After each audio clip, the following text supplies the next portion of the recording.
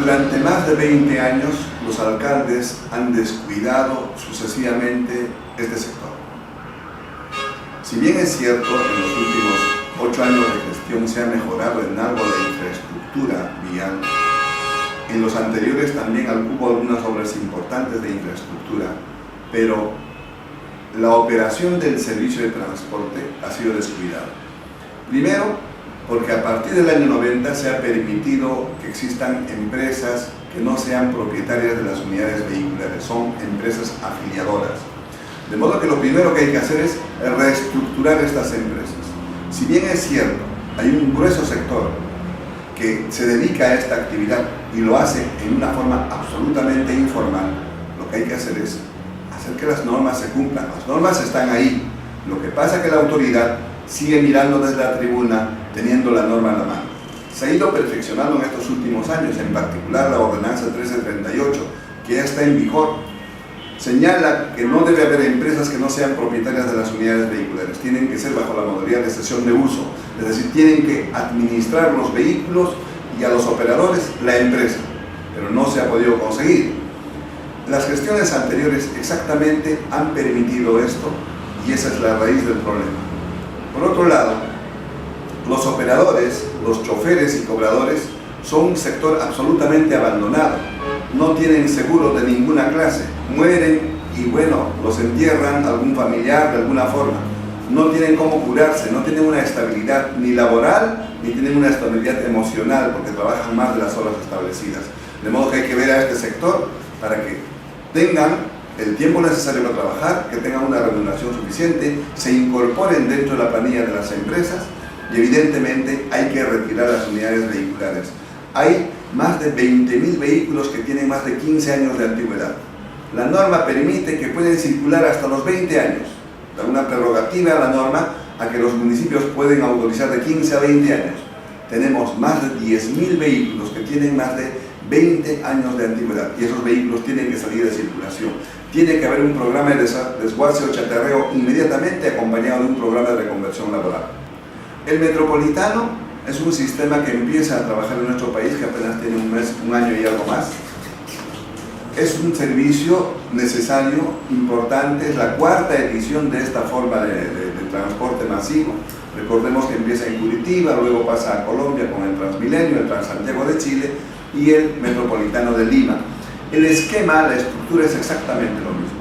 Lo que en nuestro país está ocurriendo es que para implementar el metropolitano, lamentablemente no se han retirado las empresas ni a las unidades vehiculares. Es decir, lo que nosotros preveíamos hace 2 o 3 años atrás, que esta gestión de la alcaldesa Villarán iba a recibir, como se dice comúnmente, la papa caliente, iba a recibir una bomba de tiempo que evidentemente en este momento está estallando. ¿Por qué? Porque no se han retirado ninguna unidad vehicular. Entonces, ahora tiene que retirar las unidades vehiculares. El metropolitano no está trabajando en su capacidad total. Debería transportar 700.000 personas por día y apenas lo hace 350.000. Tiene 100.000 vehículos varados. ¿Por qué? Porque no tienen espacio para trasladar.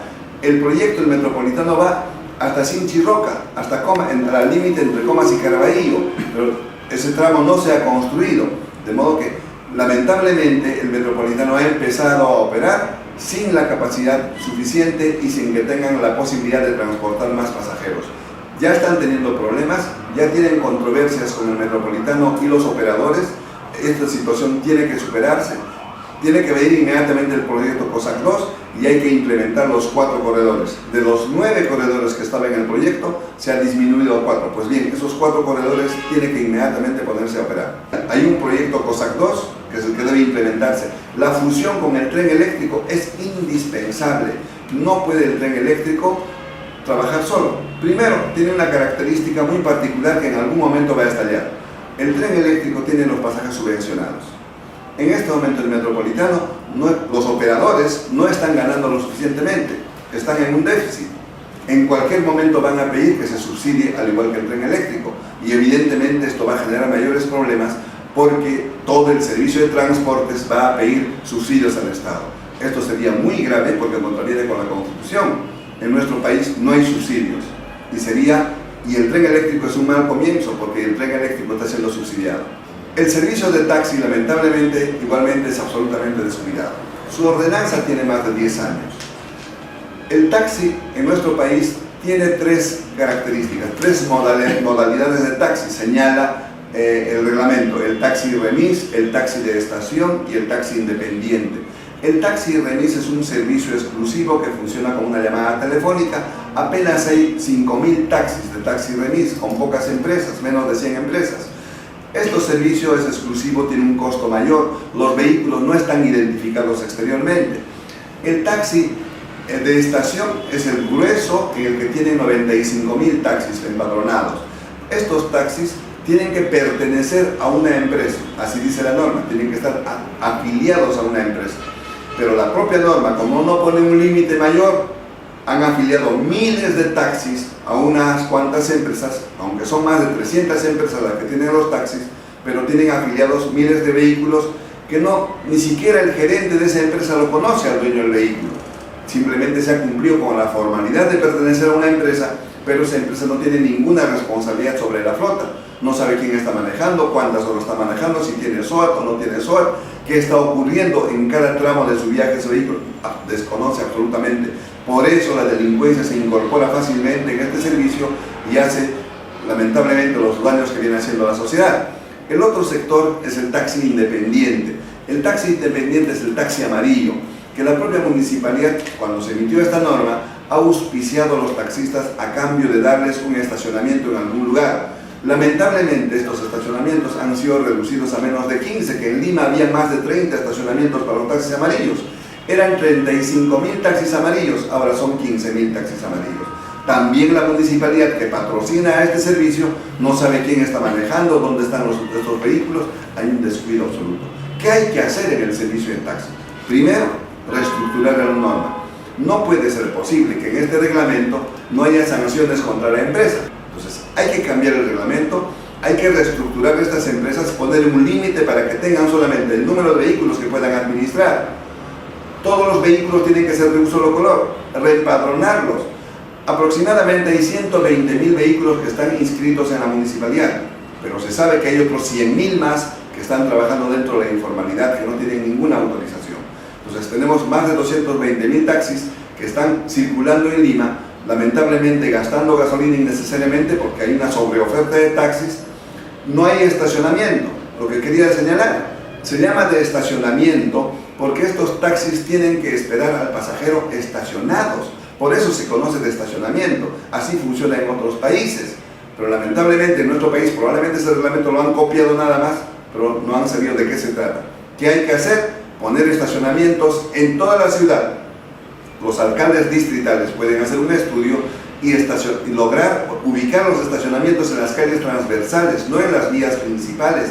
Igualmente en Lima, es decir, en toda la ciudad deberían estar señalados los estacionamientos en vías secundarias para que el pasajero, el que desee tomar un taxi, no tenga que levantar la mano. Hay que sancionar, hay que modificar el reglamento para sancionar al peatón y al taxista por recoger un pasajero en un lugar indebido.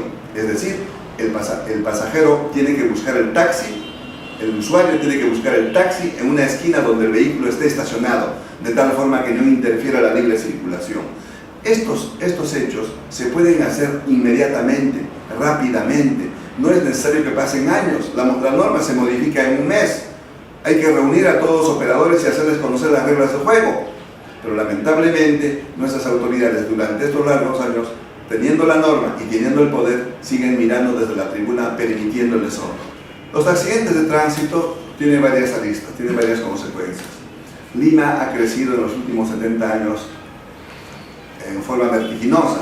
Ha aumentado la población, se ha extendido en forma horizontal, no hay una planificación urbanística, hay un incremento de vehículos de 650.000 vehículos, ahora tenemos más de 2 millones de vehículos en el Perú, de esos el 70% están en Lima, de modo que la situación es otra, ha cambiado la situación en estos últimos años en nuestro país y los accidentes de tránsito son consecuencia de ello, es decir, las propias normas son difusas. Hay 7 autoridades a cargo del tránsito y transporte, eso es algo irracional. No puede haber 7 autoridades, tiene que haber una sola autoridad. Para eso el Congreso de la República tiene que modificar la Constitución, la Ley Orgánica de Municipalidades y la Ley General del Tránsito y Transporte. Entonces, por otro lado, tenemos la informalidad de parte de todos los operadores, como hemos señalado algunas, y luego la falta de cultura vial. No hay una cultura vial en toda la población, en la ciudadanía, no hay cultura vial, no hay respeto a las normas que están establecidas. Entonces, ¿qué es lo que hay que hacer? Hacer que las normas se cumplan. El exceso de velocidad es lo común, es lo primero que señala la estadística como causa principal de los accidentes de tránsito, el exceso de velocidad. Hay que controlar la velocidad. Hoy en día hay instrumentos para controlar la velocidad en las carreteras, en la ciudad. La tecnología nos ofrece 1000 formas para hacerlo. Es imposible poner policías en cada esquina. Los semáforos no pueden seguir funcionando igual que los policías. La policía tiene que replegarse, la policía tiene que encargarse a fiscalizar, la policía tiene que estar a su cargo de ellos, tiene que estar los controles de tránsito y provistos, por supuesto, de cámaras, no de 220 cámaras, que muy bien ha empezado la municipalidad, pero necesitamos más de 1000, 2000 cámaras que estén en toda la ciudad, y el Ministerio de Interior tiene que preocuparse porque la tarea de control de tránsito es de la policía, pero la policía sigue utilizando silbatos y sigue utilizando las casetas. Eso pertenece a hace más de 50 años atrás. Necesitamos que la policía de tránsito se modernice, se capacite, se profesionalice, porque es un tema sumamente necesario e indispensable para que en la ciudad tengamos paz, tengamos una vida ordenada como lo hay en otras ciudades, cercanos a nuestro país. Los 3 problemas fundamentales. En el transporte urbano hay que reestructurar las empresas, retirar las unidades vehiculares, hacer un programa de reconversión laboral. En el transporte de taxi hay que modificar la norma, reempadronar a las unidades, pintar de un solo color y poner los estacionamientos para los taxis. Y en general hay que liderar una actitud de cambio. El alcalde o la alcaldesa tiene que liderar una actitud de cambio en la población, y eso se tiene que hacer solicitando el concurso de toda la colectividad en su conjunto.